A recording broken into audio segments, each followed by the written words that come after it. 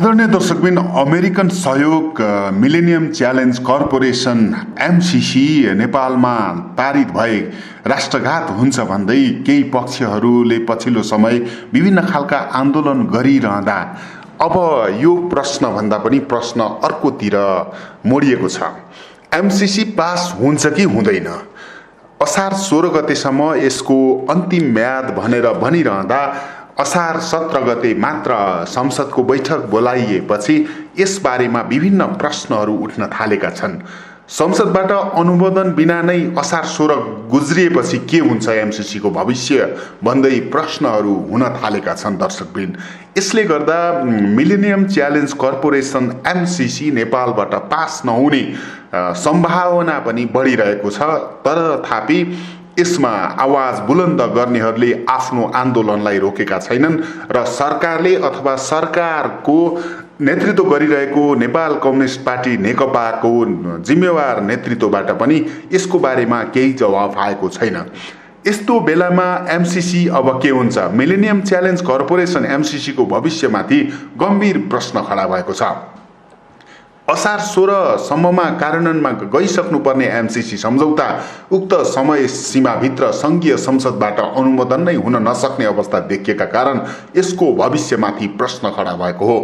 MCC सम्झौता कार्यान्वयनमा जानुअघि सङ्घीय संसदबाट अनुमोदन हुनुपर्ने प्रावधान छ। सम्झौता कार्यान्वयनमा लैजाने समय सीमा असार 16 सम्म हो।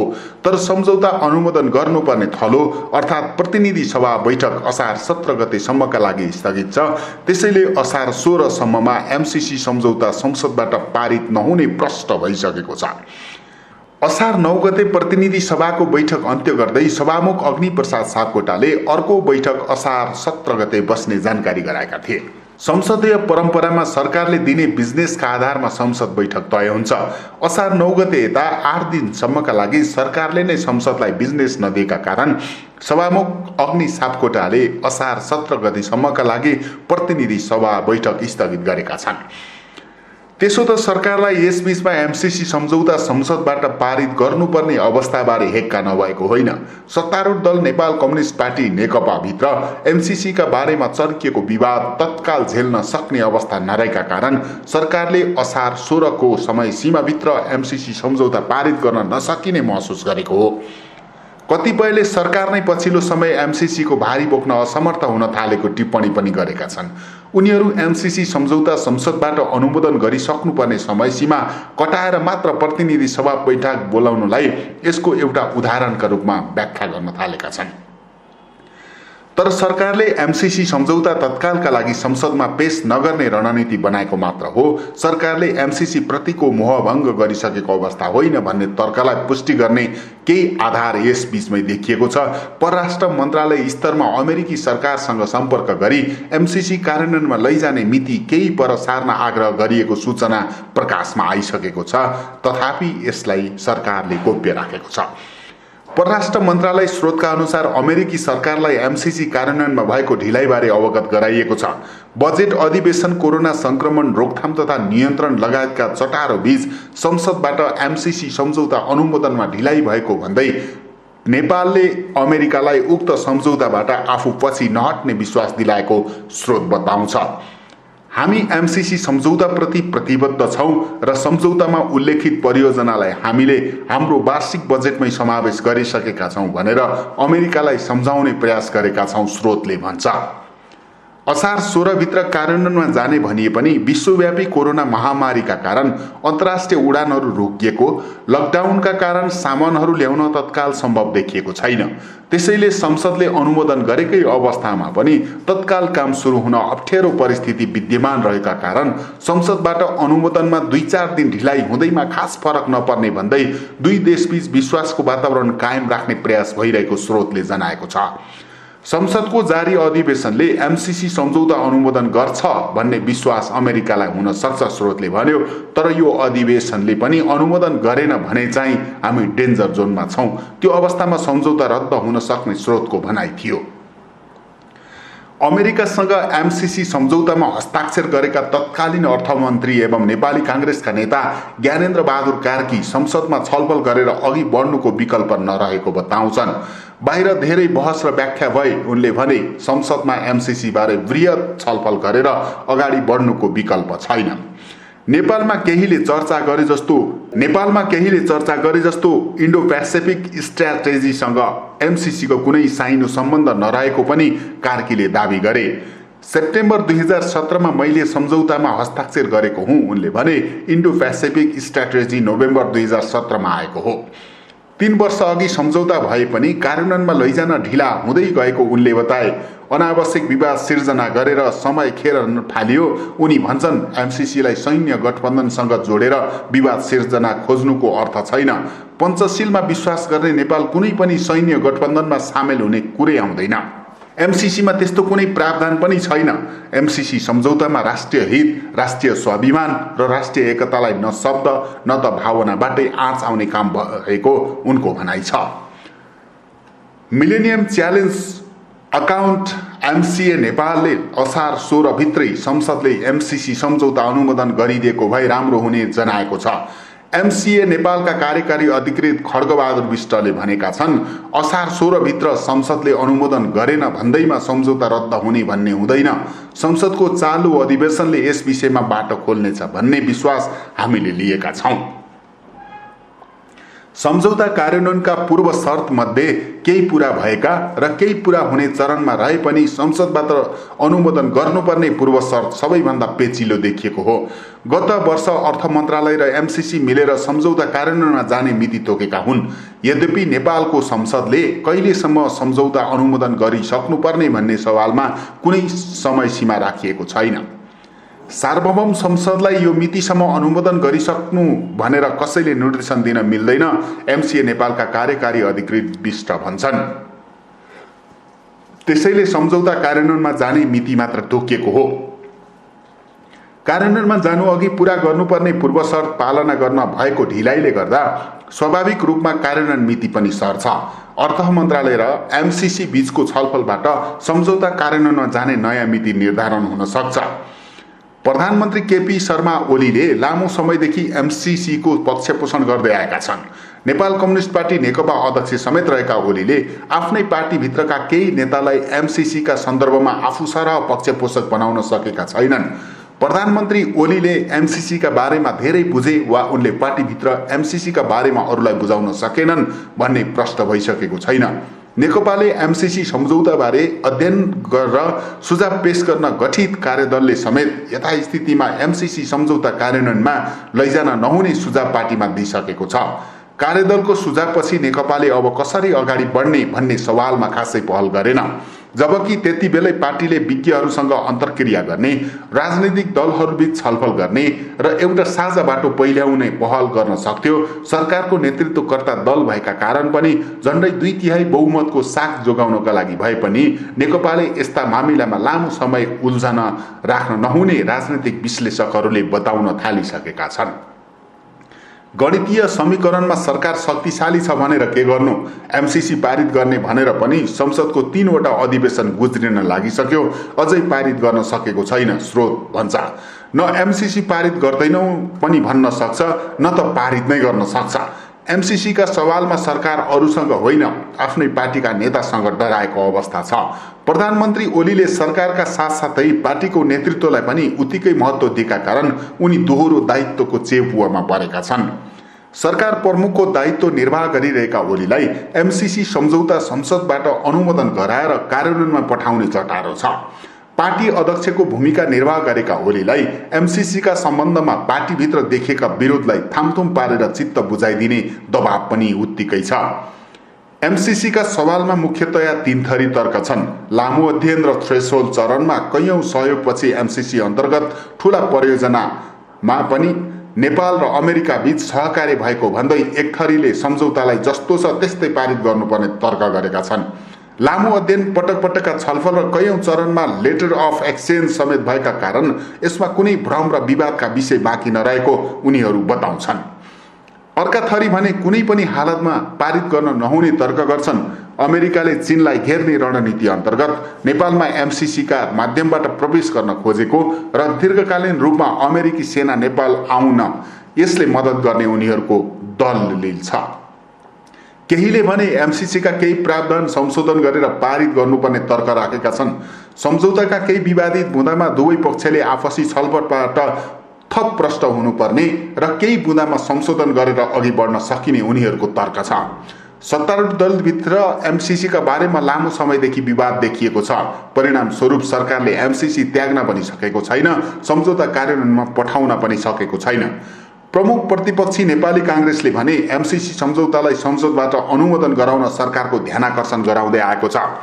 अमेरिकासँग 2017 सेप्टेम्बर 14 एमसीसी सम्झौतामा हस्ताक्षर भएको थियो। सम्झौता पत्रमा नेपालका तर्फबाट तत्कालीन अर्थमन्त्री ज्ञानेन्द्र बहादुर कार्की र अमेरिकाका तर्फबाट मिलेनियम च्यालेन्ज कर्पोरेसनका तत्कालीन कार्यवाहक प्रमुख कार्यकारी अधिकृत जोगनाथले हस्ताक्षर गरेका थिए। पछिल्लो समयमा एमसीसी पास गर्ने अथवा अन्य विषयहरूमा नेकपाको बैठक बोलाइए पनि पछिल्लो समय प्रधानमन्त्री समेत रहेका अध्यक्ष केपी शर्मा ओली भने उक्त बैठकमा अनुपस्थित रहे। यसले गर्दा पनि उनले घुमाउरो बाटोबाट एमसीसीलाई पक्षपोषण गरिरहेको भनेर धेरैले आलोचना भने गरिरहेका छन्। कार्यकारी अध्यक्ष पुष्पकमल दाहाल प्रचण्डको अध्यक्षतामा बसेको बैठकले कुनै पनि निर्णय गर्न सकेको छैन। यसले गर्दा कार्यकारी अध्यक्ष र पहिलो वरियतामा रहेका अध्यक्ष बीच मतभेद तीव्र रूपमा भइरहेको छ। नेकपाको उक्त बैठकले एमसीसी बारेमा निर्णय गर्ला भनेर आन्दोलनकारीहरूले पनि बाटो हेरिरहेको भए तापनि यसले कुनै निष्कर्ष निकाल्न सकेको अवस्था छैन। बरु आन्तरिक द्वन्द्वमा उक्त बैठक अल्मलिएको छ। सत्तारूढ दल नेपाल कम्युनिस्ट पार्टीको जारी स्थायी समिति बैठकमा नेताहरूले अध्यक्ष समेत रहनुभएका प्रधानमन्त्री केपी ओली पटक पटक किन अनुपस्थित हुनुभएको भनेर प्रश्न गरेका छन्। उनीहरूले प्रधानमन्त्री बैठकमा सहभागी नबन्ने भए बालुवाटारबाट सारेर बैठक पार्टी कार्यालय धुम्बाराईमा राख्न माग समेत गरेका छन्। बैठक सुरु हुनु बित्तिकै स्थायी समिति सदस्यहरूले प्रधानमन्त्री खै किन बैठकमा आउनु भएन, एउटा जिम्मेवार र देश चलाउने नेताको तरिका यही हो भन्दै प्रश्न गरेका थिए। बैठकमा बसेर जसले नेताहरूको कुरा सुन्नुपर्ने उही नभएपछि उनीहरूले आक्रोशित हुँदै भनेका थिए, पार्टी नेताका कुरै नसुन्ने, बैठकमा पनि नआउने, पछि जे मन लाग्यो त्यही निर्णय गर्ने र त्यही निर्णयमा आलोचना गरियो भनेर सरकारको विरोध भयो भन्ने सदस्यहरूको आक्रोश यस्तो छ। त्यति मात्र होइन, उनीहरूले प्रधानमन्त्री बैठकमा नआउने भए बालुवाटारको बैठक धुम्बाराईमा गर्न माग समेत गरेका थिए।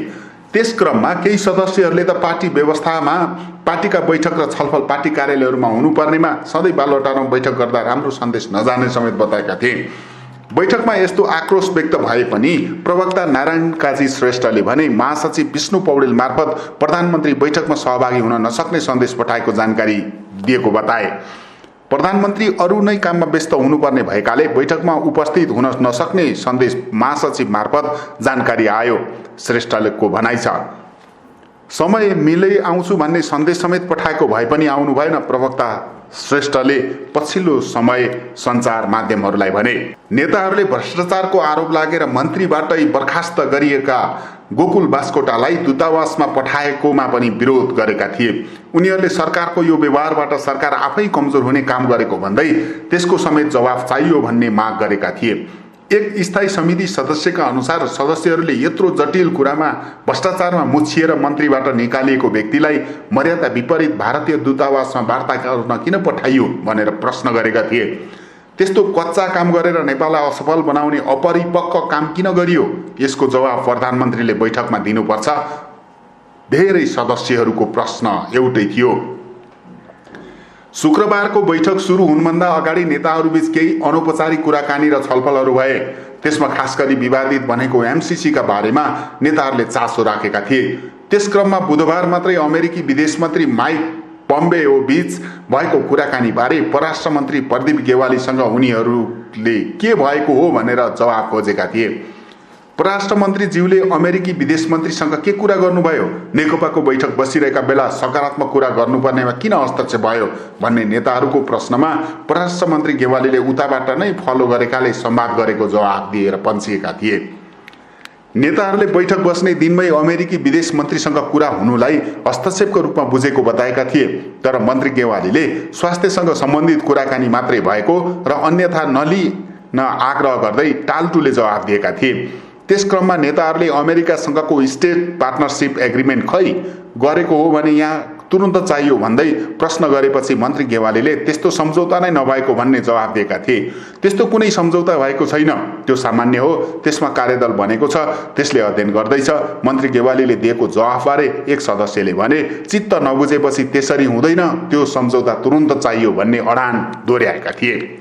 नेताहरूबीच 20 मिनेटसम्म एमसिसी लगायतका विषयमा अनौपचारिक सवाल जवाब चलेको थियो। त्यसपछि मात्रै बैठक औपचारिक एजेन्डामा प्रवेश गरेको थियो। बैठकमा तय भएको सीमा समस्यामा 18 जना सदस्यहरूले आफ्नो धारणा राखेका थिए। अधिकांशले सीमा समस्या कूटनीतिक र राजनैतिक ढङ्गबाट कौशलतापूर्वक समाधान गर्नुपर्नेमा जोड दिएका थिए। बैठकमा निर्धारित कार्यसूचीहरूमध्ये सीमा समस्याका बारेमा छलफल भयो। यो छलफलमा आज 18 जना सदस्यहरूले आफ्ना विचार राख्नुभयो। प्रारम्भमा पार्टीका स्थायी समिति सदस्य तथा परराष्ट्र मन्त्री समेत रहेका प्रदीप गेवालीले सीमा समस्या र भइरहेका प्रयासहरूबारे जानकारी गराउनुभयो। त्यस क्रममा कूटनीतिक पहल जारी रहेको तर भारत सकारात्मक भइसकेको छैन, तर हामी आशावादी छौँ भन्ने जानकारी दिनुभयो। बैठकपछि प्रवक्ता श्रेष्ठले सञ्चारकर्मीमाझ सुनाए। त्यस्तै उनले सो क्रममा चीनसँग कुनै सीमा समस्या नभएको पनि मन्त्री गेवालीले ब्रिफिङ गरेको बताए। बैठकमा अधिकांश नेताहरूले भारतले हेपा प्रवृत्ति देखाएर नेपाली भूमि मिचेको भन्दै त्यसका लागि दृढतापूर्वक सरकारलाई अघि बढ्न सुझाव दिएका थिए। स्थायी कमिटी सदस्य भीम रावलले नेपालको सीमा भारतबाट अतिक्रमण हुने, 10 गजा मिचिने, 10 गजामा भारतले भौतिक संरचना बनाएर नेपाली भूमि डुबानमा पर्ने, भारतीय सुरक्षाकर्मी नेपालतर्फ आएर दुःख दिने जस्ता अनुचित काम लामो समयदेखि हुँदै आएको बताएका थिए। त्यसमा उनले यस्ता समस्यामा नेकपाले अब आफ्नो चुनावी घोषणा पत्र र राजनैतिक प्रतिवेदनमा भने जस्तै राष्ट्रिय स्वाधीनता, स्वतन्त्रता र अखण्डताका लागि विगतमा गरिएका असमान सन्धिहरू पुनरावलोकन गर्न लाग्नुपर्ने धारणा राखेका थिए। सीमाका सवालमा अब गम्भीर भएर सोच्नुपर्छ। लिम्पियाधुरा, लिपुलेक र कालापानीको नक्साको कुरा विगतका असमान सन्धि सम्झौताको पीडासँग पनि गाँसिएको छ। त्यसकारण स्वाधीनता, स्वतन्त्रता र अखण्डताको जुन नीति हो र नेपालको संविधानमै उल्लेख छ भने त्यसलाई कार्यान्वयन गर्न कूटनीतिक, राजनीतिक सबै प्रकारका कौशलता अपनाएर अगाडि बढ्नुपर्छ। बैठकमा आफूले राखेको धारणाबारे रावलले भने, बैठकमा बोल्ने सदस्यहरूले कालापानी र लिम्पियाधुरामा द्वन्द्वकालको अवधिसम्म नेपालको प्रहरी चौकी रहेको र 31 सालसम्म चुच्चे नक्सा भए पनि एकाएक कसरी हरायो भनेर जिज्ञासा समेत राखेका थिए। त्यस क्रममा उनीहरूले यस्तो जटिल विषयमा सरकारको योजनाबारे प्रष्ट धारणा आउने अपेक्षा गरे पनि प्रष्ट धारणा नआएको भन्दै असन्तुष्टि जनाएका थिए। एकातिर नक्सा जारी गर्ने अनि त्यसपछि प्रमाण खोज्न कमिटी गठन गर्ने, यो उल्टो काम सरकारले किन गर्यो? सहभागी एक सदस्यले बैठकमा प्रश्न उठेको भन्दै सरकारले वार्ताका लागि आन्तरिक गृह कार्य गर्न सक्छ, तर प्रचारको विषय किन बनाउनु गलत भयो उठेको प्रश्नबारे जानकारी दिए। नेताहरूले भारतले नेपाली भूमि समेटेर उसको नक्सा जारी गरेका बेला वरिष्ठ नेता माधव नेपाललाई वार्ता गर्न पठाउने भनेर भनिए पनि पछि किन नपठाएको भन्ने बारेमा समेत प्रधानमन्त्रीले बैठकमा जवाफ दिनुपर्ने धारणा राखे। पहिला वरिष्ठ नेतालाई सीमाबारे वार्ता गर्न भारत पठाउने भनियो, तर पछि गएर प्रधानमन्त्रीका सल्लाहकारले नै त्यसको खण्डन गर्नुभयो। यस्तो फितलो काम र कुरा किन गरियो? यसबारे यथार्थ जानकारी कि माधव कुमार नेपालले दिनु पर्यो कि प्रधानमन्त्रीले, उनीहरूको प्रश्न थियो। त्यस्तै प्रधानमन्त्रीका परराष्ट्र सल्लाहकारले लिम्पियाधुरा कालापानी क्षेत्र विवादास्पद क्षेत्र हो भनेर दिएको अभिव्यक्तिको पनि बैठकमा विरोध भएको थियो।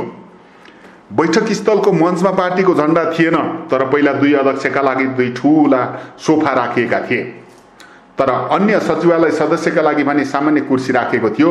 यो देखेर नेताहरूले नेकपाको राजनीतिक प्रतिवेदनमा सामन्तवादका अवशेषहरूलाई अन्त्य गर्ने, सत्तामा भएको बेला अहंकार, विकृति र कुसंस्कारमा सजग हुने भनिए पनि यो किन विभेद भन्दै स्थायी समिति सदस्य भीम रावल कड्किएका थिए। 2 नेतालाई शोभा र अन्यलाई सामान्य कुर्सी, यो विभेद किन भन्दै रावल कड्किएपछि प्रधानमन्त्री कार्यालयका कर्मचारीले तत्काल 2 कुर्सी हटाएर सामान्य कुर्सी राखे।